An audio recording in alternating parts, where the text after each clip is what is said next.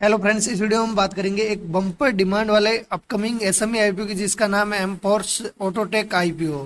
तो ये आईपीओ 23 अप्रैल को ओपन हो रहा है और 25 अप्रैल को क्लोज हो जाएगा। तो इस वीडियो में हम इस कंपनी का सारा रिव्यू करेंगे कि कंपनी किस सेक्टर की है, क्या काम करती है और ये फाइनेंशियली और फंडामेंटली कैसी कंडीशन है, यानी कि प्रॉफिट मेकिंग है या लॉस मेकिंग है।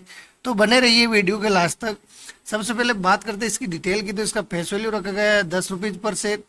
इसका प्राइस बैंड रखा गया है 93 रुपये से 98 रुपये। और इसकी लॉट साइज रखी गई है 1200 शेयर की। और ये कंपनी टोटल इशू लेकर आ रही है 53.9 करोड़ का, जो कि सारा का सारा फ्रेश इशू है। और इस आईपीओ की लिस्टिंग होगी बीएसई एसएमई पर। अब बात करते हैं कि ये कंपनी करती क्या है, यानी कि किस सेक्टर की कंपनी है। तो ये कंपनी 2012 में स्थापित हुई, यानी कि अपने सेक्टर का काफी बढ़िया इसको एक्सपीरियंस हो गया है।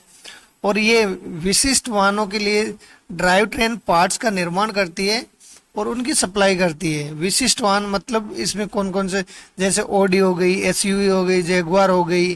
तो इस टाइप की जो मतलब भारी भारी महंगी महंगी गाड़ियां हैं, उनके कुछ पार्ट्स बनाती है और उनको सप्लाई करती है। और कंपनी की उत्पाद सूची में मुख्य रूप से 4WD मतलब फोर व्हील ड्राइव, और उच्च प्रदर्शन रेसिंग के लिए differential housing, differential lock, differential cover, 4WD locking hub, spindle, axle और शाफ्ट, गियर्स, शिफ्टर्स और योक डिफरेंशियल पार्ट्स शामिल है। यानी कि ओवरऑल इन वाहनों के जो पार्ट्स होते हैं उनका निर्माण करती है और उनकी सप्लाई करती है। तो इसका फ्यूचर बहुत बढ़िया है, क्यों, और फ्यूचर में डिमांडिंग सेक्टर भी रहने वाला है, क्योंकि वो इस टाइप के वाहनों की धीरे धीरे मतलब हर कोई लोग मतलब उसमें इंटरेस्टेड रहता है। जिसके पास अच्छे खासे पैसे, बिजनेस सेट किया है, तो वो महंगी गाड़ियों लेने में विश्वास रखता है। तो इसका बिजनेस आगे भी मतलब चलने वाला है। अब बात करते हैं इसकी ग्रे मार्केट में क्या डिमांड चल रही है, जिससे हमें लिस्टिंग एंड का अंदाजा मिलेगा। तो आज की डेट में इसका ग्रे मार्केट में प्रीमियम चल रहा है 60 रुपीज पर शेयर। और इसमें 1200 शेयर की लॉट है, तो एक लॉट पे फायदा बता रहा है 72,000 रुपये का। और परसेंटेज वाइज देखें तो लगभग 62% का रिटर्न मिलने की उम्मीद है, जो कि एक किसी भी आईपीओ के लिए काफी बढ़िया रिटर्न माना जाता है। अब बात करते हैं कंपनी की फाइनेंशियल कंडीशन कैसी है, यानी कि प्रॉफिट मेकिंग है या लॉस मेकिंग है। तो सबसे पहले बात करें एसेट की, तो 2022 में एसेट था 5,257 लाख, जो 2023 में घटकर हुआ 4,895 लाख। और 31 अक्टूबर तक ये हो गया 5,597 लाख, यानी कि इस साल वापस से एसेट बढ़ा है इसका। अब बात करें इसके रेवेन्यू की, तो रेवेन्यू 2022 में 7,138 लाख का रेवेन्यू जनरेट किया। 2023 में इसने घटकर 4,875 लाख का रेवेन्यू जनरेट किया। और इसके फर्स्ट 3 क्वार्टर में इसने किया है 4,790 लाख का रेवेन्यू जनरेट किया है। और बात करें प्रॉफिट आफ्टर टैक्स की, तो 2022 में 732 लाख का प्रॉफिट जनरेट किया। 2023 में घटकर 438 लाख का हुआ। और इसमें मतलब 31 अक्टूबर तक इसने 511 लाख का प्रॉफिट जनरेट किया है। कंपनी का साल दर साल प्रॉफिट में गिरावट देखी जा रही है, और रेवेन्यू भी साल दर साल घटा है, और एसेट भी साल दर साल घट रहा है। तो इसका मतलब एक बिजनेस उतना अच्छे से नहीं चला पा रही है, ग्रोथ उतनी अच्छी नहीं दिख रही है। नेटवर्थ की बात करें 2022 में 2,129 लाख थी, जो 2023 में बढ़कर 2,344 लाख हुई। बात करें रिजर्व की, तो रिजर्व में 31 अक्टूबर तक इनके पास 43 लाख रुपए है। और टोटल बोरोविंग है इनके ऊपर 2022 में 1,651 लाख थी, जो 2023 में घटकर 1,535 लाख हुई। और 31 अक्टूबर तक 2,404 लाख हो गई। यानी कि कंपनी का प्रॉफिट साल दर साल घट रहा है, बोरोविंग साल दर साल बढ़ रही है। तो उतनी अच्छी फाइनेंशियल कंडीशन इसकी नजर नहीं आ रही है।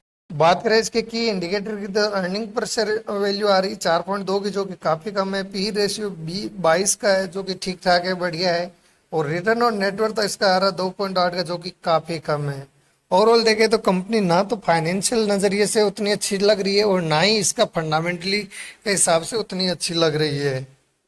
और ये कंपनी जो आईपीओ से पैसा जुटा रही है, उनका यूटिलाइज करेगी अपनी बोरोइंग को कम करने में और अपने बिजनेस को एक्सपेंड करने में।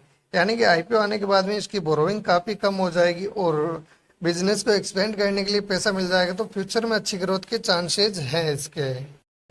और इसका एंकर पोर्शन रखा गया 15.3 करोड़ का, और इसकी एंकर इन्वेस्टर लिस्ट अभी आई नहीं है। बात करें इसकी प्रमोटर होल्डिंग की, तो आईपीओ आने से पहले 100% की प्रमोटर होल्डिंग है, जो कि आईपीओ आने के बाद 73 की रह जाएगी। और बात करें इसकी लॉट साइज की, तो रिटेल कैटेगरी में मिनिमम एक लॉट के लिए अप्लाई करना होगा, जिसके लिए 1200 शेयर के लिए अप्लाई करना होगा और इसके लिए 1,17,600 रुपये इन्वेस्ट करना होगा। और HNI कैटेगरी में मिनिमम 2 लॉट के लिए अप्लाई कर सकते हैं। अब बात करें इसके रिजर्वेशन की, तो QIB के लिए 50% रिजर्व है, रिटेल के लिए 35% रिजर्व है और NII HNI के लिए 15% रिजर्व रखा गया है। बात करें अलॉटमेंट की, तो इसका अलॉटमेंट आएगा 26 अप्रैल को, रिफंड होगा 29 अप्रैल को और इस IPO की लिस्टिंग होगी 30 अप्रैल को। अब फ्रेंड, हमने इस कंपनी का सारा रिव्यू कर लिया था, वो फाइनली डिसीजन लेना है कि इस IPO में अप्लाई करना है या अवॉइड करना है। तो अभी तक के हिसाब से इसमें लिस्टिंग के काफ़ी अच्छे चांसेस है, ग्रे मार्केट में डिमांड काफ़ी अच्छे चल रही है, लेकिन कंपनी उतनी फाइनेंशियल और फंडामेंटली उतनी स्ट्रॉन्ग कंपनी नज़र नहीं आ रही, फिर भी इसकी डिमांड है। और IPO होने के बाद में इसकी बोरोइंग कम हो जाएगी, तो हो सकता है इसकी मतलब बिजनेस को एक्सपेंड करने में और प्रॉफिटेबल बनने में ज़्यादा टाइम ना लगे। बाकी कंपनी काफ़ी बढ़िया है, डिमांड हमेशा रहने वाली है। और फ्रेंड, फाइनल डिसीजन आप अपनी रिसर्च करने के बाद ही लेना, क्योंकि ऐसे में IPO बहुत ज़्यादा रिस्की होते हैं। और फ्रेंड, वीडियो अच्छा लगा तो वीडियो को लाइक कीजिए, चैनल को सब्सक्राइब कीजिए, साथ में बेल आइकन को भी ऑन कर दीजिए ताकि हमारे वीडियो का नोटिफिकेशन आपको मिलता रहे। धन्यवाद।